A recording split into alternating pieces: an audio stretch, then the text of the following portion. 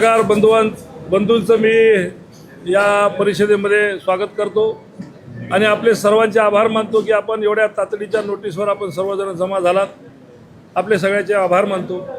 विषय असा आहे की आज जे उद्धव साहेबांनी बैठक बोलवली होती मुंबईला आणि त्या बैठकीला मी जाऊ शकलो नाही. याचं कारण असं आहे की काल परवाच आपल्याला सगळ्याला माहिती आहे की उद्धव साहेबांनी माझ्यावर एक जबाबदारी टाकली होती की महाविकास आघाडीचा पुरस्कृत म्हणून माझ्या मुलाला त्यांनी पुढं पुरस्कृत केलेला आहे आणि त्या अनुषंगानं आजची ही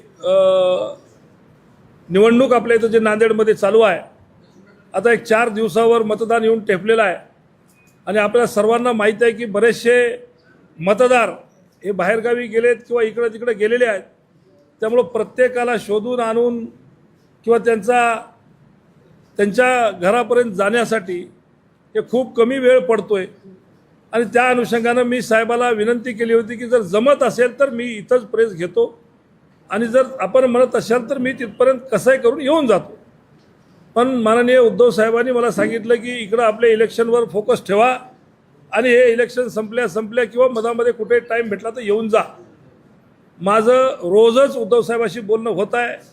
आजसुद्धा सकाळी आम्ही व्हिडिओ कॉन्फरन्सिंगवर जवळपास सगळेच खासदार आम्ही एकमेकाशी बोललो, साहेबाशी बोललो, साहेब आमच्याशी बोलले आणि रात्रीला झूम मीटिंग आहे त्या मीटिंगमध्ये सुद्धा मी हजर राहणार आहे. आपल्या सगळ्याला इथं माहिती आहे की मी पुरस्कृत आघाडीचा पुरस्कृत उद्धव साहेबांचाच पक्षाचा माणूस म्हणून माझ्या मुलाला उभं केलेलं आहे. त्यामुळं कुठल्याही शंकेला वाव नाही आहे. मी आपल्या सगळ्याच्या चॅनलच्या माध्यमातून विनंती करतो की असल्या कुठल्याही अफवावर विश्वास ठेवू नये. ऑपरेशन टायगर फिगर असं कुठलीच गोष्ट अस्तित्वात नाही आहे. कोणीही आमच्या संपर्कात नाही आहे किंवा मी कोणाच्या संपर्कात नाही आहे. त्यामुळं आपल्या सगळ्याला विनंती करतो की या अफवावर विश्वास ठेवू नये. धन्यवाद.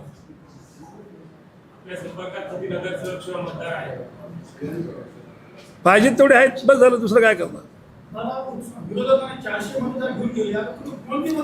जाऊ द्या की, घेऊन जाऊ द्या की, काय करायचं त्याला. मी तर तुम्हाला पहिल्या दिवशी बाईटवर सांगितले बघ घरी राहू द्या, सुखी राहा, आनंदात राहा, बस झालं. जाऊ जा, गेले तर गेले, त्याला काय करायचं. काही करत नाही मी काही करत नाही. मी शांत आहे. मी आहे त्याच्या समोरच आहे. परभणीचे खासदार सुद्धा त्या आमच्या याच्यामध्ये कॉन्फरन्सिंगमध्ये होते. सगळेच होते. कोणीही असं आजूबाजूला नाही आहे. वेगवेगळं कारण आहे. अर्जंट नोटीसमध्ये होतं त्याच्यामुळं बऱ्याच जणांना काही मुभा जमली नसेल असं. आता त्याचं कोणाचं काही माहीत नाही. कारण तुम्हालाही माहिती आहे मी या निवडणुकीमध्ये त्याच्यामुळे मी कधी TV सुद्धा बघितली नाही किंवा कोणाचा संपर्क सुद्धा झाला नाही. मी माझ्याच परेशानीत आहे. पश्चिम बंगालनंतर महाराष्ट्रात ऑपरेशन खूप चर्चा म्हणजे बाकी 7 खासदार आहेत त्याच्याबद्दल काय. काहीच नवं होय. कायचं ऑपरेशन टायगर आणि कशाचं काय. किती दिवस चालवणार तुम्ही ऑपरेशन टायगर ते तरी सांगा की मला. काय वाटते कोणाला, काय जे वाटते ते वाटते. काय कोणाचं क्लॅरिफिकेशन द्यावं, कोटरोक द्यावं, काय द्यावं सांगा बरं. काय झालंय, कोणती गोष्ट झाली, कोणत्या रिंगणात आम्ही उभे नाहीत, केव्हा उद्धव साहेबाच्या बाजूला आम्ही गेलो, कधी असा प्रसंग कोणता झालाय. झाला कोणताच नाही. आता कोणाला तरी भेटायला गेल्याच्या नंतर तुम्ही जर म्हणत असाल त्याला काय अर्थ नाही. त्या गोष्टीला काही कामं लोकांचे करावंच लागतील ना. लोकांनी निवडून दिले तर काम करावं लागतील ना. काम करायसाठी जी यंत्रणा आहे त्या यंत्रणेच्या सोबत जावंच लागेल. ते ज्यानं म्हणायला असं की बॉय शिंदे साहेबांची भेट झाली दिल्लीला तर त्यानं सिद्ध करावं ना. झाली म्हणून सिद्ध करावं. सोपं आहे. उगाच म्हणायला काही म्हणू शकते कोणी. चर्चा ज्या चालू आहे ते भविष्यात असं काही होणार नाही. भविष्यात व्हायसारखा कुठं प्रश्नच नाही. मागही काही झालं नाही, पुढेही काही होणार नाही. आमच्या संपर्कातच कोणी नाही तर होतील कसं. आणि आमचे हे लोक उरावर का घेतील. ते लोक त्याला कुठं कमी पडली म्हणून आम्हाला घेतील ते. काय माहिती हवं तेव्हा मी काय म्हणतो बंधू, जे चर्चा करायला लागलं त्याला तुम्ही हा प्रश्न केला पाहिजे की तू कोण्या बेसवर हे बोलायला लागलास. त्याला विचारलं पाहिजे ना. मला विचारून काय फायदा आहे. काय माहिती बाबा काय करते. मग गुपित आहे तर तुम्हाला बोलायची गरज नाही ना. गुपित आहे तर मीडिया समोर यायची काय गरज आहे. गुपित आहे तर मग जेव्हा उघड झालं तेव्हा सांगा, नाही तर गुपित काय ते तरी सांगा, आहे की नाही?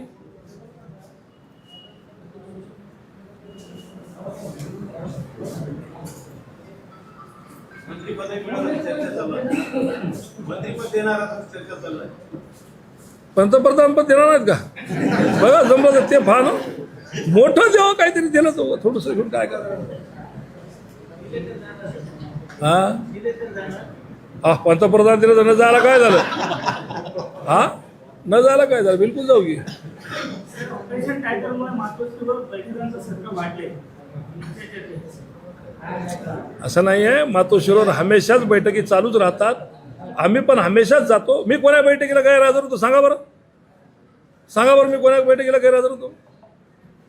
असं नाही आहे. मातोश्रीवर जेव्हा पण बैठकी बोलवतात तेव्हा आम्ही हजर असतोच. प्रत्येकच जण असतं. बरं, या निवडणुकीत तुम्हाला शिंदेचं पाठबळ आहे अशी चर्चा आहे. हे बा मतदान आहे, दान मागायचं काम आहे, प्रत्येकाच्या घरी जावं लागतं. राष्ट्रवादी मी काल सगळ्या बीजेपीच्या इथल्या सगळ्याच मेंबरला, महापौर सगळ्यात फोन केला, आशीर्वाद असू द्या म्हणून. म्हणावं लागते, घरी जावं लागते, मागावं लागते. मतदान मागितल्याशिवाय कसं देतील?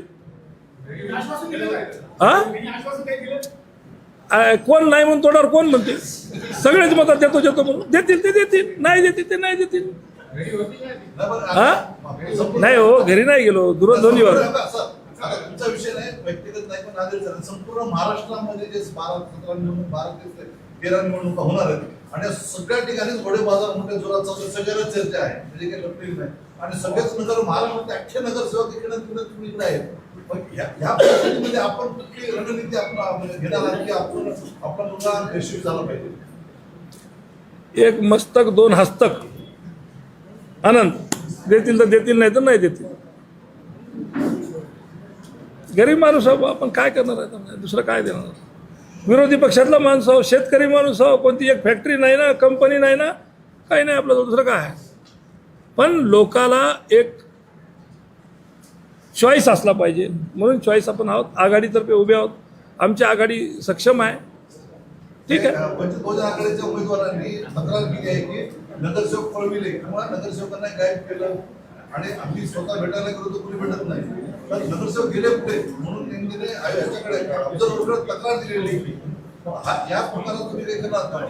नाही, मी नाही काय करणार. मी नाही काही करणार आहे. कसं आहे माहिती आहे का, एक गोष्ट नक्की आहे की कोणी कोणाला किडनॅप केलेलं नाही आहे. सहलीला गेले असतील, माहिती नाही, किंवा आमचे गेले असतील, त्यांचे गेले असतील, कोणतेही गेले असतील.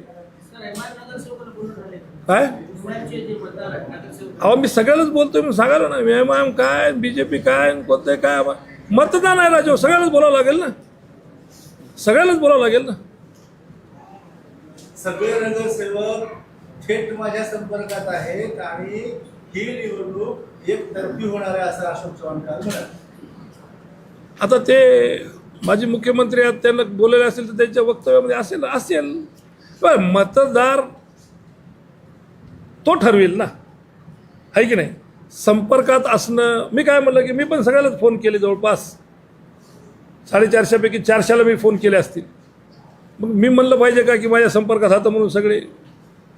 साहेबाबद्दल आता काय म्हणजे त्यांनी खूप दीर्घकाळ या जिल्ह्याचं राजकारण केलेलं आहे. त्यांच्या गणित त्यांना माहीत, माझ्या गणित मला माहीत.